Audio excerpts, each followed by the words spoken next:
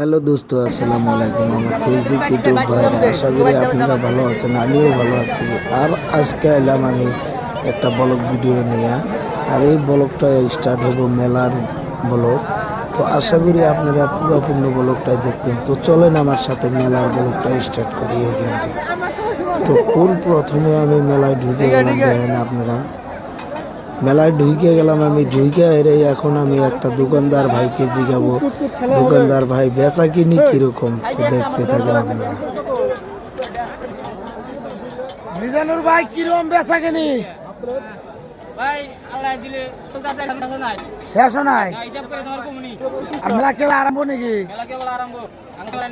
হ্যাঁ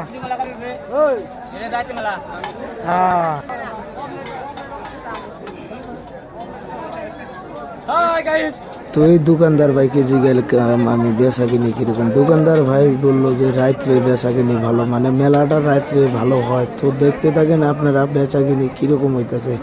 বাইরে ভাই আমার মাথা নষ্ট, যে আমি জীবনে এত মানুষ দেখি না মেলায় এসে।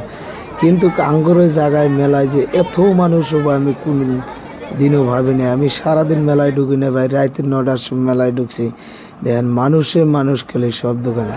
সো আমি এখন গেতাছি একটা মিষ্টির দোকানে, মিষ্টি এলারে জিজ্ঞাসা করি দেই মিষ্টি বেচা কিনি কিরম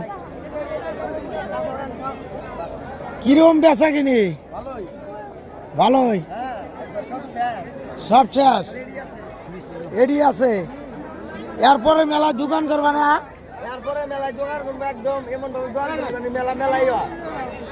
তার মানে কয়টা মেলা দোকান করার জন্য মিষ্টি বানাই চাও?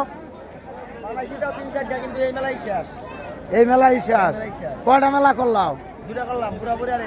দুইটা করে মিষ্টি শেষ।